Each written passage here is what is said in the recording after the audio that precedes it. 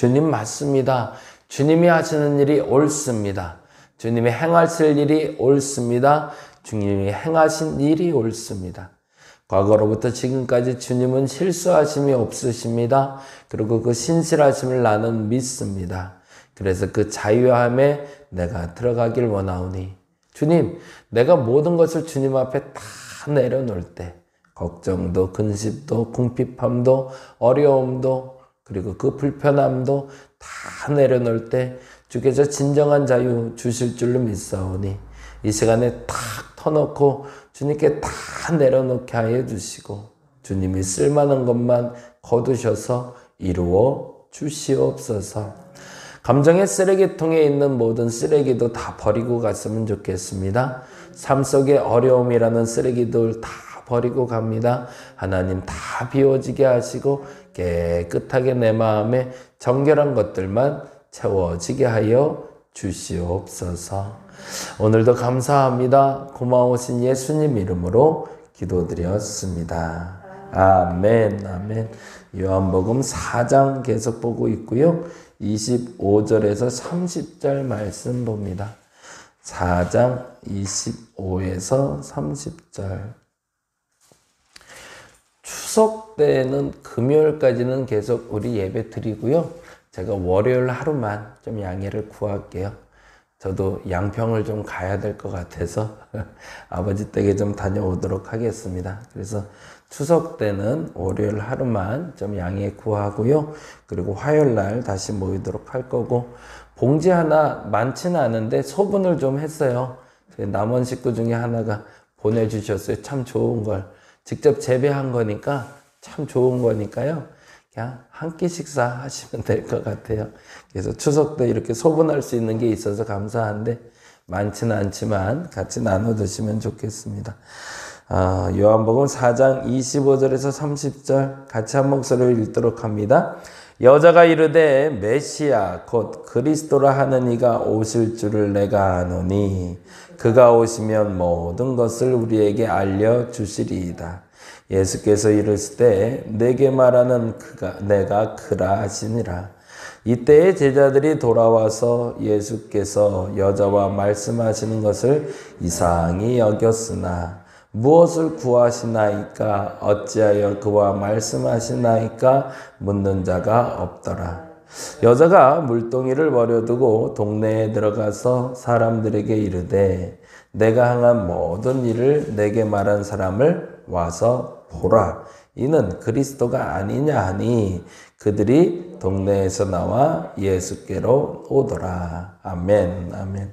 어제 했던 얘기 조금만 더 하고 오늘 얘기로 좀 넘어갈게요. 사마리아 여인에 대해서 우리가 오해가 좀 있었어요. 더 정확히 말하면 새로운 해석이 좀 들어와서 사마리아 여인의 입장에 대해서 다시 한번 변호할 수 있는 시간이 생겼어요. 이제 요즘은 재심이라는 단어가 많이 유행을 하잖아요. 과거에 공안 시절에 잘못 죄인으로 지목받아서 옥살이를 했던 사람들이 다시 재심을 신청해서 그때 무죄, 살인에 대해서 무죄, 도둑질한 것이 무죄, 이런 무죄가 선고가 돼요. 물론 형도 많이 살았고 그리고 고통도 받았고 그래서 그것 때문에 가족들도 피폐해지고 어려워졌죠. 그런데 그들에게 이제 드디어 자유를 주는 사건이 생겼어요. 그들의 죄가 없다라고 말해주는 시기가 온 거죠. 사마리아 여인에 대해서도 마찬가지거든요. 사마리아 여인 하면 우리가 지칭해서 그동안 배워왔기는 어떻게 배워왔냐면 사마리아 여인은 죄인, 이게 공식이었거든요. 왜냐하면 남편이 5이나 있었대. 당시에 가장 추한 여자였대. 창녀처럼 살았대. 이런 꼬리표가 달려 있었어요. 그래서 사마리아 여인을 볼 때마다 긍휼함과 측은지심으로 보지 않고 우리는 불편함으로 바라보고 아유 그런 여자 왜 또 얘기하고 있었을까? 라는 생각을 할 만큼 굉장히 불편한 여인이었어요.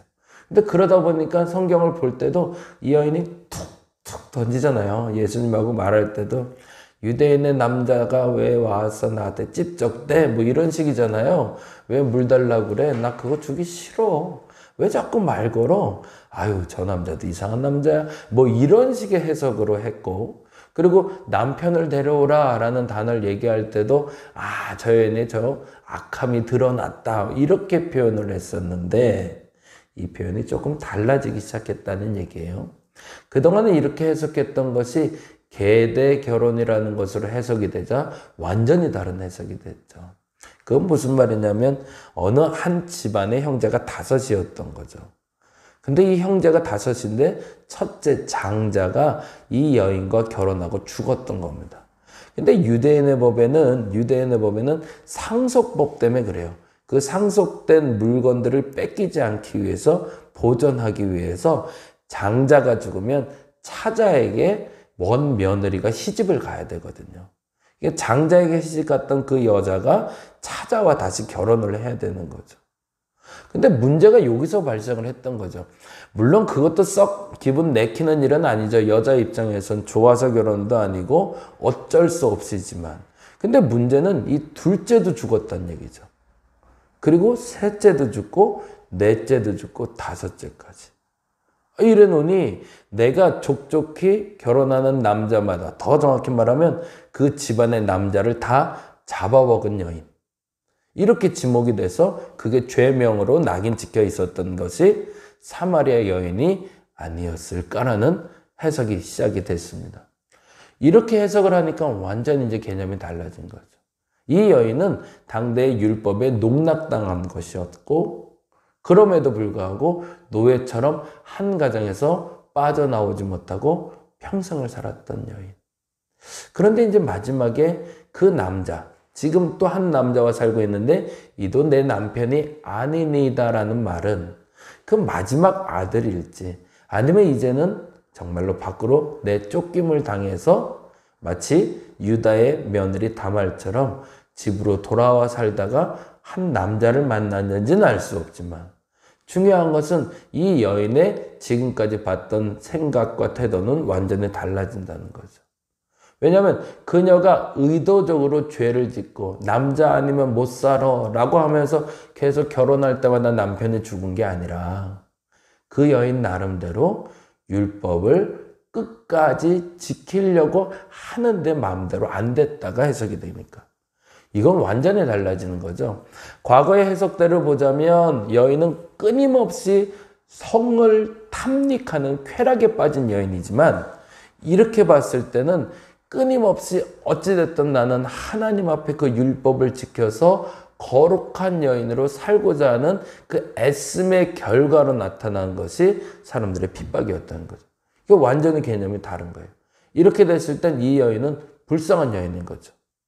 왜냐하면 그 당시에 악법 때문에 다시금 재심을 청구해야 될 여인으로 나타나기 때문에 그렇죠.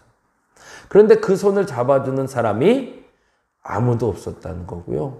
그 여인이 재심을 요청하고 있는데 변호할 사람도 아무도 없었다는 거죠. 근데 그때에 유대인의 남자의 모습으로 오신, 그러나 물을 달라고 하신 한 남자가 그의 여인에게 다음과 같은 일을 해주게 되는 거죠. 그게 우리가 읽어본 16절, 17절입니다. 같이 한번 읽어봅니다. 16절, 17절. 이렇게 얘기하면 조금 이 여인의 상황에 대해서 우리가 한 번 더 생각할 수 있겠죠. 그리고 16절, 17절 읽어봅니다. 이르시되 가서 내 남편을 불러오라 라고 얘기합니다. 그럼 이제 여인의 말과 그리고 예수님의 말을 다시 들어봅니다. 여자가 대답하여 이르되 나는 남편이 없나이다. 예수께서 이르시되 내가 남편이 없다 하는 말이 옳도다 라고 얘기해요. 이게 정점이 되죠. 이게 이 여인의 마음을 뒤집어 놓는 계기가 됩니다. 어떤 일이 벌어진 거라고 그랬죠? 어저께 다시 한번 설명을 드렸는데 남편하고 대화할 때, 아내랑 대화할 때 보통 이런 대화들 많이 하시잖아요. 어제도 말씀드렸지만 아우 힘들어 죽겠어. 왜 이렇게 어려운지 몰라. 왜 이렇게 문제가 꼬이지? 라고 얘기하면 보통 뭐라고 대답하세요? 네가 잘못해서 그래. 보통 그러거나 네가 지금 잘못 말하고 있어서 그래. 걔 때문이야. 뭐 이런 얘기로 보통 변명을 해요. 근데 그때 정말 내가 듣고 싶은 얘기는 뭐예요? 정말 죽고 싶어? 정말 힘들어? 라는 말이거든요. 더 정확히는 내가 힘들어 죽겠어 라고 얘기하면 정말 많이 힘들구나 이 말을 듣고 싶은 거지 그거에 대한 해결점을 알고 싶은 게 아니거든요. 동조해주는 마음을 듣고 싶은 거죠. 근데 예수님이 지금 똑같이 하고 계신 거거든요. 남편이 없어 그랬더니 아이 못난 여자야 왜 그렇게 살았어? 라고 말하거나 아니면 그래도 그건 남편으로 생각하고 뚝심 있게 살아야지 라고 얘기하지 않고 한마디 하죠. 네 말이 옳다. 처음이에요. 이 여인으로선 내가 옳다고 말해주는 거예요. 그동안은 내가 다 잘못됐다고 그랬거든요.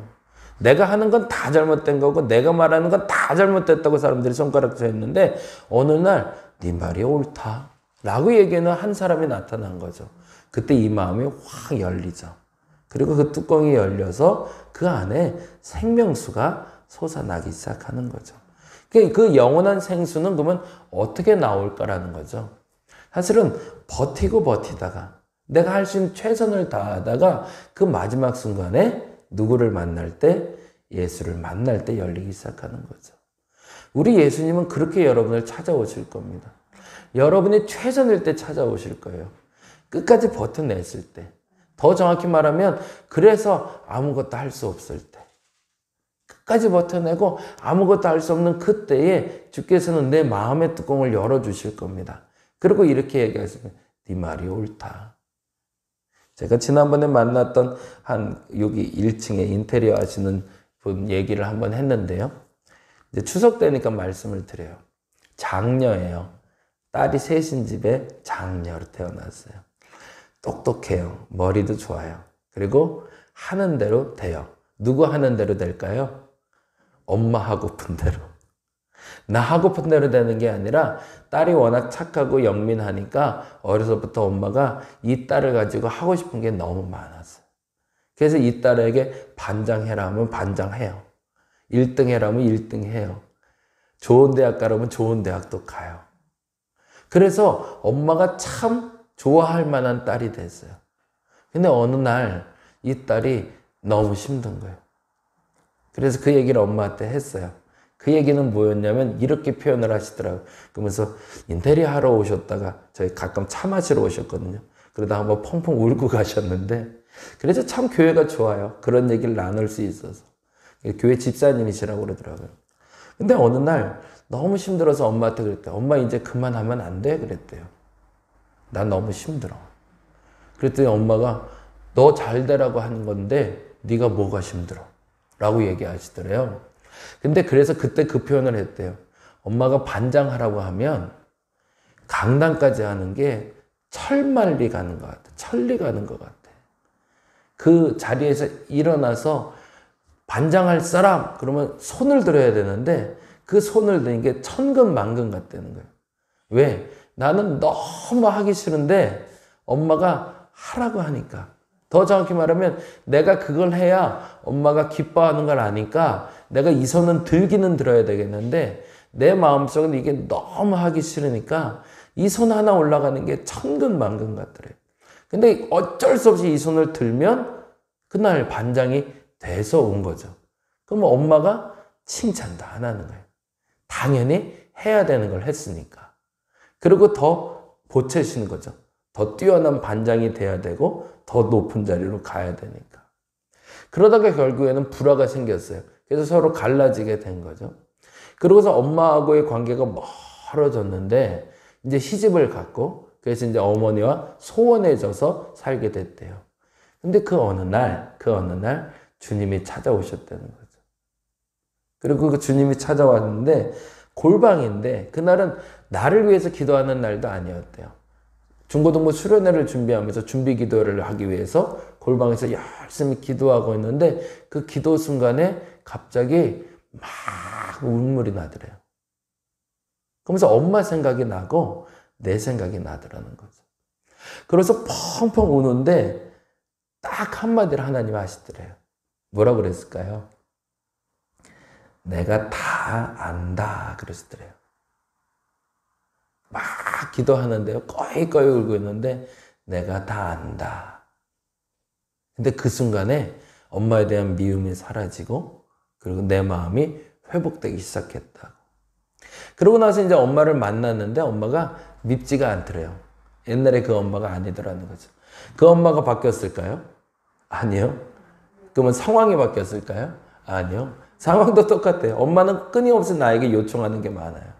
그리고 엄마의 태도나 말도 하나도 안 바뀌었어요.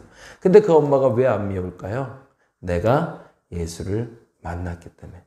그래서 그분이 그렇게 하더라고요. 사람들이 인격적으로 예수님 만난다 하는데 난 그날이 예수님을 인격적으로 만난 날이라고. 왜냐하면 이 표현을 여러분 기억하시면 좋겠어요. 예수님이 나를 인정해 주셨거든요. 사마리아 여인도 마찬가지였던 겁니다. 당시에 나를 인정해 주는 예수를 만나니 삶이 바뀌기 시작했던 거죠. 더 정확히 말하면 삶은 하나도 안 바뀌었지만 내가 바뀌니 삶이 달리 보이기 시작했던 거죠. 그래서 그 여인이 한 행동이 이렇게 됩니다. 그게 바로 28절이죠. 오늘 읽었던 28절. 같이 한번 읽어봅니다. 28절. 여자가 물동이를 버려두고 라는 표현이 나와요. 결국에 예수님은 물을 못 드셨네요. 그죠? 결국엔 못 드셨어요. 결국엔 여인이 버리고 간 물동이로 물을 떠서 아마 드셨을 수도 있을 것 같아요. 목은 말랐으니까. 그런데 중요한 건 이 여인은 물을 뜨러 왔다가 물동이를 버려두고 동네로 들어가서 사람들에게 말합니다. 뭐라고요? 내가 행한 모든 일을 내게 말한 사람을 와서 보라. 이는 그리스도가 아니냐.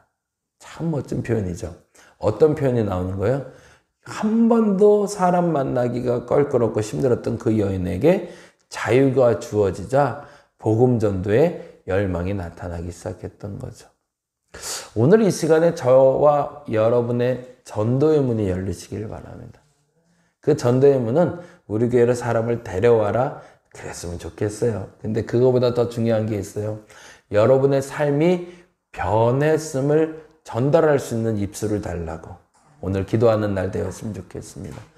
똑같아요. 사람들이 보기에는 내가 달라진 게 아무것도 없는 것 같아요. 근데 내가 예수 만나 내 삶에 자유가 찾아왔어요. 그래서 그 자유를 선포하는 날이 오늘이 되게 해달라고. 그래서 오늘은 그 말을 듣고 가셔야 정답이에요. 내가 다 안다. 내가 너를 다 안다. 이 말을 들으시고 가시고 그래서 그 자유함을 누릴 수 있는 저와 여러분 되시기를 간절히 바랍니다. 기도하겠습니다. 예수님이 필요한 사람들이 있습니다. 어렵기 때문이고 힘들기 때문이고 그리고 지금 상황이 너무너무 궁핍하기 때문입니다. 자유함을 얻기를 위해서 여러 가지 발버둥도 쳐보고 율법도 지켜보고 최선도 다해보지만 안 됩니다. 왜냐하면 진정한 자유는 주께서 주시는 것이기 때문입니다. 오늘 물동이를 버려두고 동네로 달려들어간 여인처럼 내게도 그 자유를 주시옵소서. 내 말이 옳다. 내가 너를 다 안다. 이 말이 어떤 마음을 담고 있는 것인지 알게 하시고 그것을 경험하고 돌아가는 오늘 한 날 되게 하여 주옵소서.